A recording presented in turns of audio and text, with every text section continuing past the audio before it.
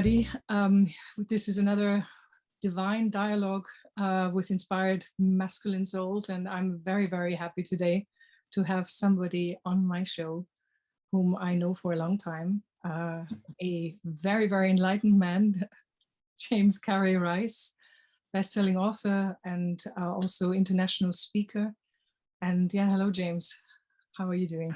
Hello, Iris. Good to see you again. Yeah, and nice to communicate with people out there. So it's a real honor. Thank you. James has a really incredible and very moving, history. We are talking obviously a lot about men's mental health on this show, and this is exactly the corner he's coming from. And maybe he can give us a little bit of a biography and just tell us his path, which you will see down in the description. There is his web address and also the link to the books. The path from darkness into light, James. Yeah, that's probably the best description to summarize your life. Yeah, I'll give you a very shortened version. I come from a family that wasn't planned. So I was from Catholic parents who, my mother became pregnant, she had to have me, she had to get married. And so it was a big mess, and our family was quite dysfunctional. And in order to get control of my life, to, get away from the trouble at home, I ran away when I was 13. But one of the things that happened in my life, when I started to get my life back together, I went through lots of trouble. It was looking back at when I was an adolescent, just before adolescence, I had a very clear picture of being a nice boy. I was okay. And I'd see myself as like Mowgli off the Jungle Book, just arms and legs, Yeah. And I like running around. And I didn't really want to be better than everybody else. I didn't want to be pushing other people down that I got up. I was just in life, as a kid. But I distinctly remember another aspect of myself, which of course you come to realize is the ego, beat that boy into submission. He just stuffed him down, suffocated him. We don't want your embarrassments. We don't want your face going red in bad situations. We don't want your tears and your sensibilities. And everything about who I really was became a massive embarrassment that had to be hidden, And it was then that I started to create a completely and utterly false shell. And I got stuck in that shell, and that shell nearly killed me, nearly killed other people. It was the worst I've ever been. It was the most lost I've ever been. I was sentenced 5 different times before the age of 21. Kept losing all my remission, always broke bail, broke parole, broke everything. Spent a lot of time in solitary confinement. I didn't really want to be in trouble. I decided I'd never wanted to go back a long time before I did the second sentence. I said it over and over again, and it kept going back. You start to realize that there's barbed wire wrapped around your legs, wrapped around your ambition. The barbed wires wrapped around everything that wanted to be free. I just could not find my way back to being a decent human being, to being somebody who could just live a normal life. I didn't want anything special anymore. I just didn't want any more pain, And so very fortunately, I wouldn't say fortunately, because I can see what led to it. I ended up doing therapy. And in the therapy, if you can imagine a tin can, I did the therapy, but what was happening was, it was like as if I was cleaning up the outside of the can, So I was nicer to people, and I was facing up to certain things and blah, blah, blah. But who I really was inside the can, the tender, good person. So on one level, I'd done all these crimes and everything, and I was guilty of them. But on another level, there's almost like a guiltlessness about who you really are. And I remember saying to the therapist at the time, I said, you don't know me. Nobody's ever known me. I'm a mystery. Who I really am, nobody knows. And for some reason, I'm terrified to be that person. And he's nice, he's good, but I don't know how to get out. And I keep hearing this other guy, it's like I said, looking up inside this big container, like a drum, saying, he keeps talking and I don't get a chance, and he keeps acting like this. And I could see all down the years of this learned behavior, everything about me as a person, I thought it was all a narrative script. It's all made up, best to like this music, best to wear that jacket, best to walk this way and talk this way and everything else. And I didn't realize at that time, but I was practicing a very ancient Eastern thing called self-inquiry, because I was just asking myself the question. I was just simply watching this false man and all his false behavior in these stupid ways that I was sick to death of. And what I didn't realize was, just by being able to see that created the gap. There was the true me, and there was the manufactured, the false me. And I didn't realize at that time, it took me years later to see how how this really worked, was that being in my true self just diminished the false. It just fell apart, and I was free.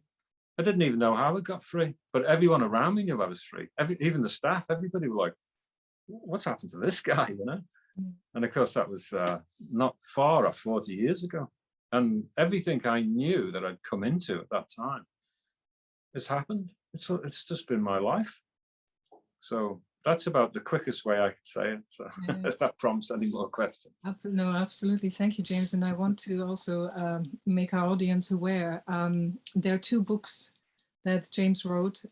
This one as a bestseller quite a few years ago. And I know I have one of the original copies, first editions that I found in the secondhand bookshop within these streets, which is a moving read, to say the least. And because James and I worked together on the second book, I actually translated Another Kind of Knowing into German. Let me just call up the cover. Here we go. So you can see that. And I can highly recommend you have a read of this. It is, this is the cover. Another Kind of Knowing describes exactly, what you said about the tin and this dismantling of the sort of false self. And, I know your story well enough now, coming from absolutely rock bottom where you really don't want to live anymore. And, we can say this on the show because, we are dealing with suicide, tried to commit suicide, survived prison, never mind that. And then came out, as you said, with this other true you, and completely changed your narrative, and actually worked on the other side of the fence in regards to inspiring and helping, former inmates, as an international speaker. Would you mind maybe going, because I remember we talked about the time you spent in the US with the youth reform prison in New York. I mean, just even how that came about, it's really, well, it's really making the impossible possible, and Well, I'll do a little loop back for that one for the sake of everybody. And that is that when I was in the prison and the true self just became, there's no other way to say it, the Mowgli was back, there he was in a more adult body. And there was this tremendous sense, and this is the knowing, this is over. And I knew that I knew that I knew it was true. And it's proven to be true. And I so knew it was true, Iris, that I never even spoke about it to anybody. I didn't need to. I didn't need to make any boast or say, I believe, or I hope, or I'm planning, nothing. It was done. And I was like living in there like, my God.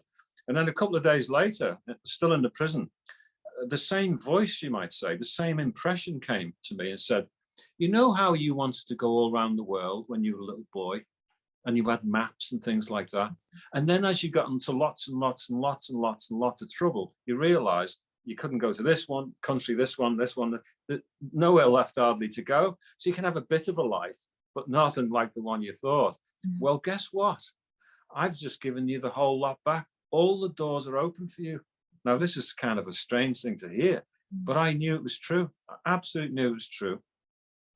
And I was a bit like James and the Giant Peach. I always wanted to go to New York City, amongst other Oh, places. yeah, I mean, and I I love that and I story kind of too. knew I was going to Yeah. go. Yeah. So I was a bit sad in my life that, oh, maybe I'll never go to New York. Oh, you know. So what I did was, a few years after being released, thinking how true these things were that had happened to me, the voice that had came and set me free, I just went to a travel agent and bought a return ticket to New York. And against all advice, it even said on the ticket itself, you used to actually get an actual ticket in those days, and it Yeah. says on it, you do not board this flight if one of these 5 questions is in the negative, which was big time for me. Been a criminal, been in jail for loads of years. And I just went to the airport and got on the plane, because something in me knew that I was going to go there, and that was it. So I enjoyed the flight, and it was just this completely unique situation because I've never really done a lot in my life. It's just in so much trouble. And so I was flying, and it just felt so romantic and wonderful until we reached Newfoundland, which is just the Canadian coast. And as we're cruising down towards New York City, they started handing out the visa waiver forms. and there's only like 5 questions. You just put 5 checks. Everything is okay, you know, like that. But mine said everything is not okay. Yeah. So, and people on board were like getting ready for their holiday or going home or visiting friends, whatever they were doing to go to New York City. And I suddenly went the opposite direction. I was like, oh no, you know, I don't know, maybe I shouldn't have come on this trip, you know, like this. Yeah. And I really had to fight, because my mind started to play, you know, the old mind and the old records inside yourself about worthiness or whatever that is. But anyway, I was very lucky. I got off the plane and there was a very big immigration line. So I thought I could get my breath, you know, I said, oh, calm down. And when there's about 3 people left, it was really strange because all fear was gone. I just felt completely okay. I felt like a boy, like getting a bus. And I looked at the immigration desk. I thought, just anyone will do. So I get to the desk, and the guy, he's looking at the screen, he's looking at me, he's looking at the screen, he's looking at me. Then he's looking at this form which clearly says I've got a problem.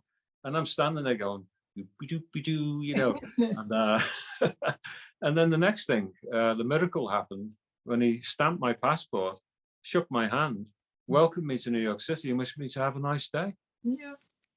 Well, I just could have fell through a hole in the floor, you know. So I had my trip, went to Canada and back as well on that trip, flew back to England. But then a few years later, the same voice was encouraging me to go and live in America. Now I had a wife and three daughters.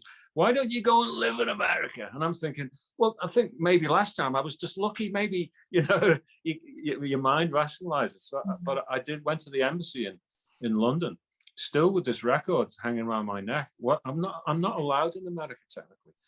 And I asked for a 2-year visa. Me and my wife stand there like this, you know, kind of embarrassed. And they said you can, and they give me a 5-year visa there and then. I kind of fell through the floor. I was thinking, is this real? And as he said it to me, all the computer system in the embassy went down. And I thought, there's something weird going on here. And as you say, long story short, I was living in New York then, which I shouldn't have been. And I had a great job working for the New York State Criminal Justice Department. That's about the last place. Yeah. It's stupid. Yeah. It just, none of it makes any sense. No, you know? you couldn't make it up, does you know, really. No, yeah. It's crazy. And I ran a court system which I created with the local attorney's office and the lawyers and everybody else and the mayor. And it was a fantastic system. But one of the joys in sharing the story, of course, now is because obviously it's very hard to get someone who's been on the floor in life to actually start to believe, like a butterfly, that you're going to fly, that these things are going to happen. But I had to do the brave things in the beginning, and that was to allow myself to be who I really am, as opposed to this outer shell that was tough and hard, and that had to fall down. But and the joy for me to share this with you today, it goes to your men, the guys who listen, and I obviously have a big heart for these guys. Well, the universe doesn't think any more of me than it thinks of you. And there's plans for you, there's possibilities and probabilities that you can do. And I think just at least me saying this is going to encourage you in some way to even start to believe. So, Yeah, so it's well, nice to share for that reason alone. yeah, that's it. I love to hear the story. And I know it, obviously the book starts out with you sitting in the New York office, no? And Oh yeah. so I can, guys, seriously, I can really recommend Another Kind of Knowing. It's one of my favorite must-haves that I think send out as gifts to everybody once I read it. Thank you. That's Even, very kind. no, but seriously, also what we are talking about, and I know we are similar in that, because I'm quite spiritual, not religious. So um, uh, and I have this, let's say, higher divine guiding, or higher self, if you want, and you describe it as the voice, in whatever form or shape this comes Yeah. through, be in also what you guys out there believe in or not, or even if you're an atheist, you still have this inner source of a, it really is, it's just a matter for me, when I went through my stuff, of aligning to something that is truer to you, and then that will come almost automatically. It's like a soul sat nav, I always call it.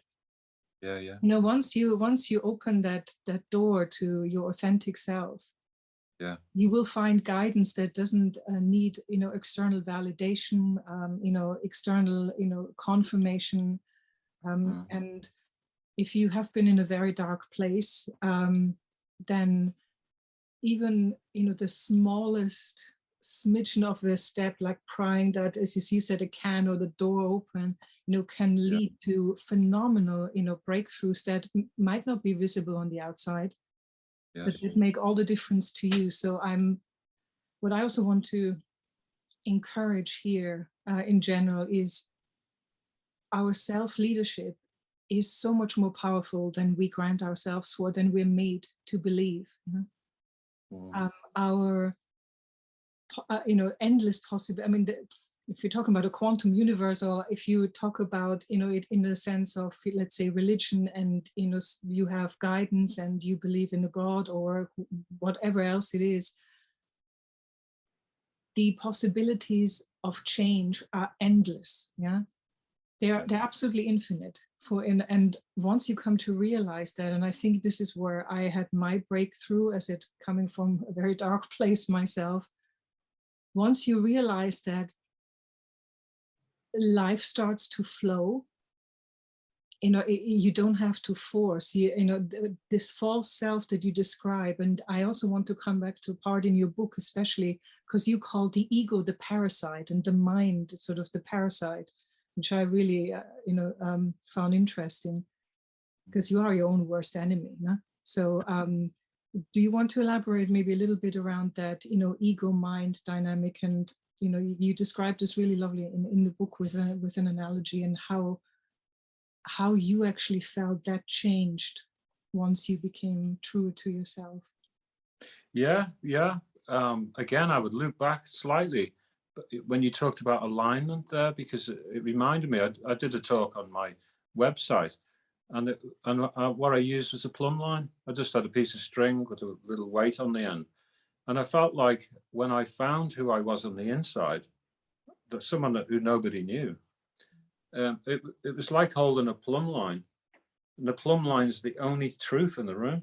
Yeah. You can build a little wall and you think it's straight, and you think, well, we'll soon find out if it's straight. We'll hold the plumb line up to it, because the Mm. plumb line is the only true thing. Your eye and the wall is not true, but the plumb line will always hang true.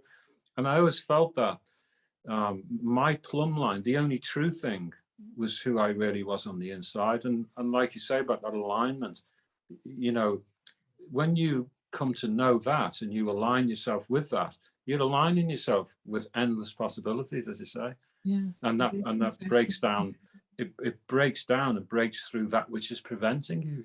Yeah. Um, It can be quite destructive, though, doesn't it? I mean, from the look of it, isn't it? Because it's almost like, and I don't want to sort of discourage anybody out there, but stepping into this more authentic, more vulnerable self of yeah, you, regardless if you're male or female now, this is really a process.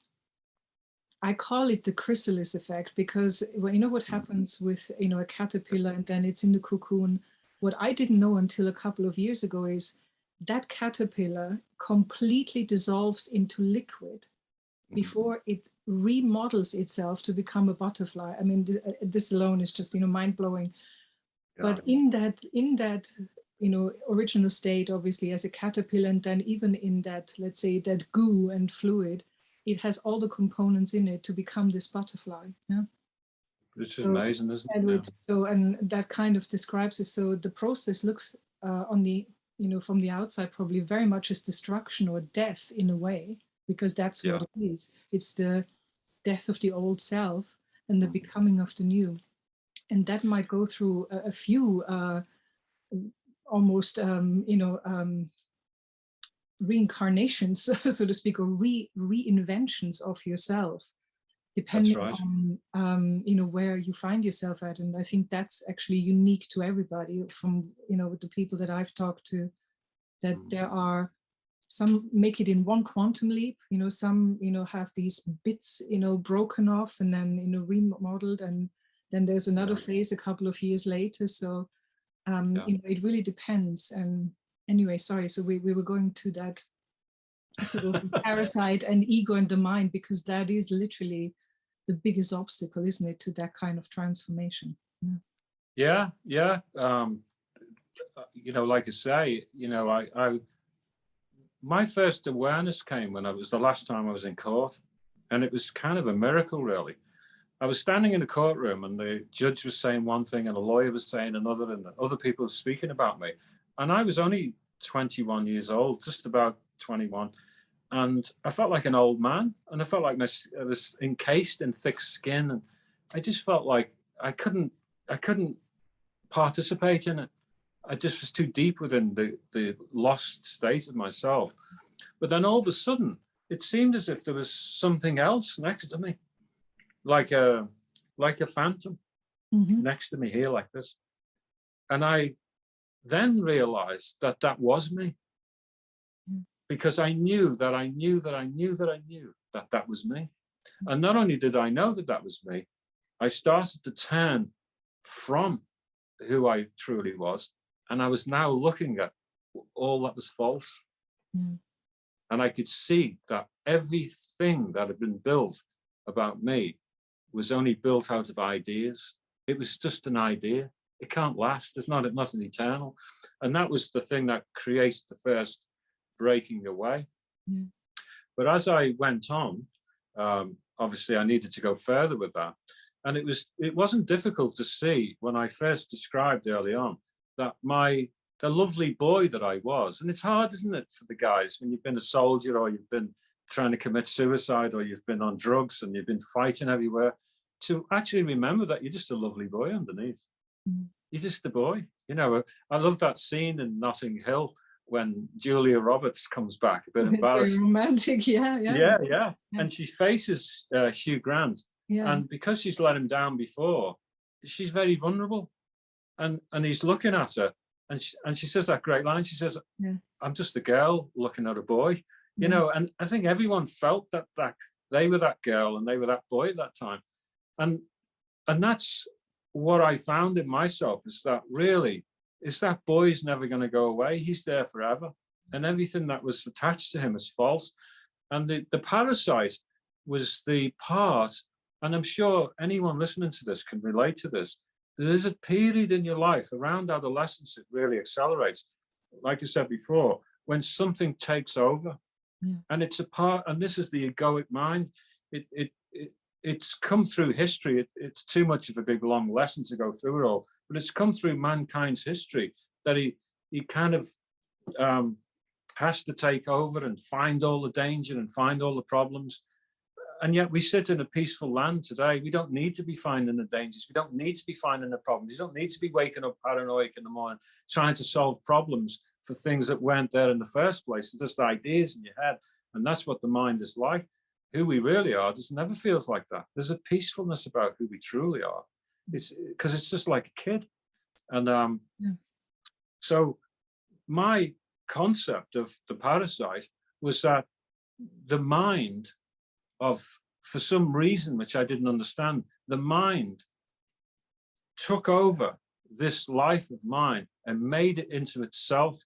It made it a representation of what it was. And I became something really ugly. And I became something you didn't really want to be around. I felt shame and I felt guilt. And I just didn't like myself. I'd never not liked myself as a little boy. I was just among everybody else and I was all right. But all of a sudden, growing up, and this thing took over me. And because I had that separation in the course, I hope that's clear. I had that separate, I knew who I really was, and I could see this thing. So I could see, what are you doing with my life?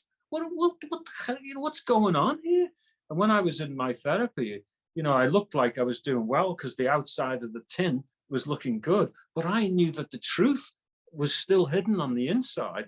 And it'd been taken over by this parasite, and this parasite is bad news.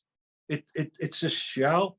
When I was in that prison, I described it as a robot to the therapist. I said, it's like I'm stuck in a robot and I've primed the robot. It knows how to talk. It knows what to do. It knows how to react. It's like a multifunctional thing.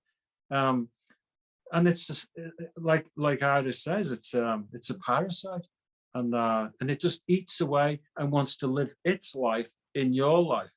And this is the sad thing. You only have to get like a mother of a criminal, and she'll say, I know he's not really like this, because she sees the heart of the boy, and it's a boy that he's lost. The parasite of his mind has taken over the asylum and it's got him, won't let him go. And this is the fight of our lives. This is it, Well, I hope I've spoken of that. No, absolutely. And I do remember we spoke a lot about Viktor Frankl, who has been a major influence. And again, if you want to look him up, I will put some information on there in the description. Because when we're talking about, parasite and egoic mind, it really is that unhealed or wounded self, that is completely dysfunctional that I am speaking about. We all need a certain ego. There's a healthy ego, so you can define your identity, you can relate to other people. But obviously what James is discussing in his book is when that is derailed, early on, through, whatever circumstances, it's just it can kill you, as we know. Many of and the thing is, it self-perpetuates if you never stare it down in the face. I think that's probably the thing, because that's the lonely part. Everyone's got to fight their own battle, haven't they? Yeah, it becomes very small when you stare it down. And I mean, and this is what so many books describe as, you need to face the fear or feel the fear and do it anyway, and all of this, because in essence, and talking about men's mental health issues, I've spoken to so many men and asked, what are they really afraid of? And they said the most afraid they are of themselves, because they can't trust themselves in that dysfunctional, almost monstrous form that, is taking over when it's triggered, or doesn't know how to self-love, which is a big part of this. As you said, you disliked yourself. I mean, that's where it, it starts. So and I can only say, if you have trouble and you know deep in yourself you need help, do not be shy to ask for it. There are plenty of organizations, therapists, counselors, or specialists out there, or also charities. So if you have struggled for a while with this, and you keep, because one of the reasons I'm doing this here, I want to end the stigma around the silence of men's mental health. And James knows, and it's also in my bio, I lost 2 very good mates to suicide very, very early on in my life, which really changed my whole perspective on this. So I've gone through my own trauma, come out the other side. So there is hope. James and I are sort of the living examples, if anything, and so are all the other guests I have on here. So there is never just an end point unless you want to make it so. And I think, if anything, James, if we maybe do at the end of our discussion a little shuffle of the Indigo Warrior cards and just do something intuitive and maybe talk about what comes up a little bit and just hear your feedback on this. You most of you already know the cards, so this is the Indigo Warrior deck, to help sort of center your mind and be a bit more mindful and a bit more intuitive. And I'm going to shuffle. You say stop, James, and whatever comes up, we're going to have a look at this. Stop. Okay, stop. Okay, I'm going to show you the card. The card is truth. Okay. Yeah. I can't read it. The card is truth, and it says, finding your truth is the path to real freedom. But first, you have to embrace change, so everything that is not truly you can break away. Well, I would go back straight away to the plumb line. I found that was a very helpful way of saying it. Finding my truth was finding something that the ego. See, if you could just pictureize this, the ego basically is like a motorbike helmet. You were a nice boy or a nice girl. You were just a person, and this thing takes over, and there it is, And what it does, it absolutely spends all of its time convincing you that it has to protect the boy, has to protect the girl, can't let it out, can't let it express, like this. And you're just so stuck in there. And nothing about this helmet, nothing about this ego is the truth at all. It's just all made up, and it's all lies and rubbish. And like I say, I like to call it a parasite. And the truth, it's funny because it's in the Bible, the truth shall set you free. Yeah, and all the other good books too, yes. Yeah. And so my idea of the truth in my life, what set me free, was that I became familiar with the boy on the inside. I just knew who he was. And I knew this thing was trying to frighten him. It was like a big wolf, But the more I just was aware of the truth, as long as I could keep sight of the truth, and that was a straight line, it taught me that everything else was sailing at an angle. It's wrong. It's all out of whack. Only the plumb line of truth hangs straight. That was my truth, and that was the thing that set me free.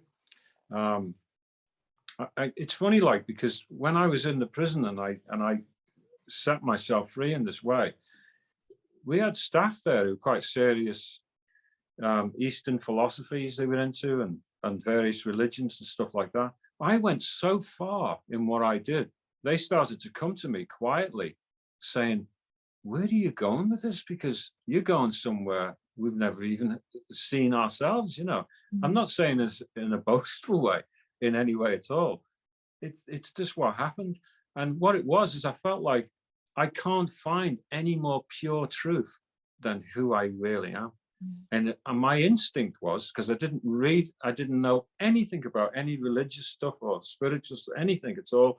My instinct told me, if you can be courageous enough to be the truth that you really are, it'll set you free.